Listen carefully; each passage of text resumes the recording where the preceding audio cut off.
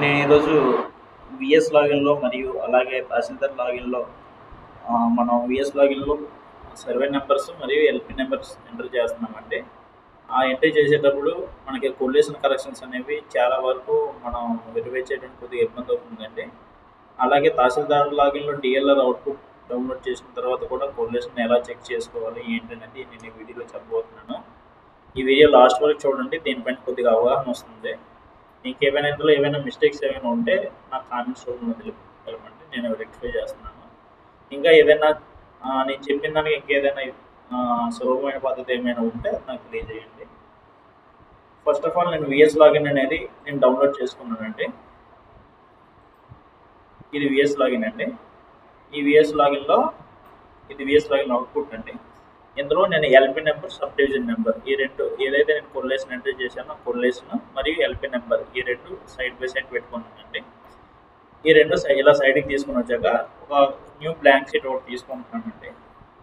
ఇందులో LP number, కొల్లేషన్ అలాగే అంటే విఎస్ లాగిన్లో ఎంట్రీ చేసిన ఎల్పి నెంబర్ మరియు కొల్లేషన్, ఇది కొత్త సేఫ్ ఫైల్లో ఎంట్రీ చేసిన ఎల్పి నెంబర్స్ అనమాట. సేఫ్ ఫైల్లో ఉన్నటువంటి ఎల్పి నెంబర్స్ ఇవన్నీ.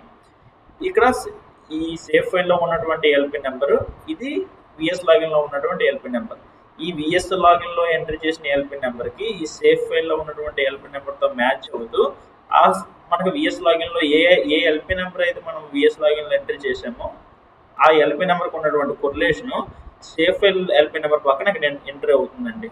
అంటే ఈ ఫర్ సపోజ్ ఎల్పి నెంబర్ 1 ఉందనుకోండి, ఇక్కడ సేఫ్ ఫైల్లో కూడా ఎల్పి నెంబర్ 1 ఉంటే దాని ప్రకారం మనం ఇది విఎస్ లాగిన్లో ఎంటర్ చేసిన కొరిలేషన్ కాబట్టి ఇక్కడ ఎంట్రీ అవుతుందండి. అలాగే మనం ఏమైనా స్కిప్ చేసినట్లుంటే అంటే విఎస్ లాగిన్లో 1, 2, 3, 4 కొట్టామండి, అక్కడ నుంచి 5, 6, 7, 8 అప్ టు 12 వరకు మనం ఎంట్రీ చేయలేదండి, అంటే యాడ్ చేయలేదు.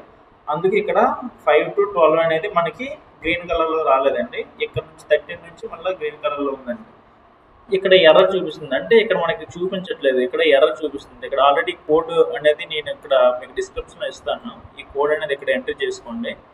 ఈ కోడ్ ఇక్కడ ఎంట్రీ చేసుకున్నాక ఇది ఇక్కడ ఎర్రర్ అని చూపిస్తుందండి. ఎర్రర్ ఎందుకు చూపిస్తుంది అని అంటే దీనికి విబిఏ ఫంక్షన్ అనేది రన్ చేయాలండి. ఈ విబిఏ ఫంక్షన్ రన్ చేయాలంటే ఫస్ట్ మీ ల్యాప్టాప్లో ఆ సిస్టంలో Alt F11 ఎంటర్ చేయండి. ఇక్కడ విబిఏ ప్రాజెక్ట్ ఓపెన్ అవుతుందండి. నేను ఏ షీట్లో ఉన్నానో ఆ షీట్లో ఉంటే ఈ విబిఏ ఫంక్షన్ అనేది రన్ చేయాలి.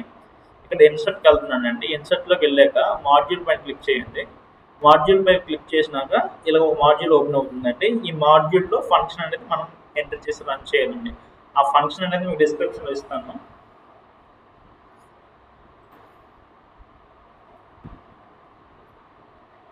ఈ ఫంక్షన్ అనేది మనం ఇక్కడ రన్ చేయాలండి. ఇది మీకు ఆల్రెడీ డిస్క్రిప్షన్లో ఇస్తాను. ఎంటర్ చేసినాక ఇది సేవ్ చేయాలండి. సేవ్ చేసినాక ఇక్కడ ఎస్ పైన క్లిక్ చేస్తే ఈ విబిఏ ఫంక్షన్ అనేది ఇప్పుడు రన్ అవుతుందండి. ఇప్పుడు రన్ అయిన తర్వాత ఇప్పుడు ఏదైతే మీ సీట్లో మీకు కొరిలేషన్ చేద్దాం అనుకుంటున్నారో ఆ సీట్లోకి వెళ్తారండి. సీట్లోకి వెళ్ళిన తర్వాత ఇప్పుడు ఇక్కడ ఎర్రర్ చూపిస్తుంది కదండి, ఈ ఎర్రర్ మీద ఒకసారి ఎంట్రీ చేస్తారండి. ఆల్రెడీ ఇక్కడ వచ్చేసింది, ఆల్రెడీ పడింది. ఇక్కడ ఇదే ఫార్ములా అనేది కంటిన్యూ చేస్తామండి కింద వరకు. ఓకే, ఇక్కడ మనం చూసినట్లయితే ఇది విఎస్ లాగిన్లో ఎల్పి నెంబరు, ఇది సేఫ్ ఫైల్లో ఎల్పి నెంబరు, ఇది విఎస్ లాగిన్లో కొరిలేషను. అదే కొరిలేషన్ అనేది సేఫ్ ఫైల్లో ఉన్నటువంటి ఎల్పి నెంబర్ ఇక్కడ మ్యాచ్ అయిందండి. ఇప్పుడు సపోజ్ ఎల్పి నెంబర్ 1 అనేది మనం విఎస్ లాగిన్లో ఎంటర్ చేసాము, మనకి సేఫ్ ఫైల్లో ఎల్పి నెంబర్ 1 ఉంది. మనం విఎస్ లాగిన్లో 248లో 1 పార్ట్ అని పెట్టాము, ఇక్కడ 248లో 1 పార్ట్ అని వచ్చిందండి. అలాగే సేఫ్ ఫైల్లో ఉన్నటువంటి ఎల్పి నెంబర్కి మనం విఎస్ లాగిన్లో ఎంట్రీ చేసిన కొరిలేషన్ అనేది ఇక్కడ మ్యాచ్ అయిపోతుందండి. ఇక్కడ 5 అనేది మనం అక్కడ ఎంట్రీ అవ్వలేదు కాబట్టి ఇక్కడ ఎల్పి నెంబర్ అనేది ఆ ఎల్పి నెంబర్కి ఏ కొరిలేషన్ అనేది ఇక్కడ ఎంట్రీ అవ్వలేదండి. ఇక్కడ చూసుకుంటే 13కి మనం రెండు కొరిలేషన్స్ అనేవి ఇక్కడ యాడ్ చేసామండి. అలాగే నెక్స్ట్ చూసుకుంటే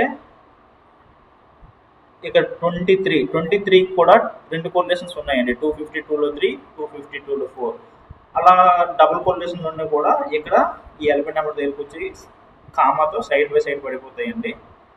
ఇక్కడ నీకు సింగిల్ ఈ సేఫ్ ఫైల్ ఎల్పీ నెంబర్కి వచ్చినప్పటికి కేవలం సింగిల్ ఎల్పీ నెంబరే ఉంటుందండి. ఇక్కడ బిఎస్ లాగిన్లో ఉండేటప్పటికి ఒకే ఎల్పీ నెంబర్ 2-3 దగ్గర మనం ఉండొచ్చు, కానీ మన సేఫ్ ఫైల్లో మాత్రం ఒకే దగ్గర ఉంటుంది. ఆ ఒకే దగ్గర ఉన్నటువంటి ఎల్పీ నెంబర్కి ఇక్కడ కొరిలేషన్ అనేది పడిపోతుంది.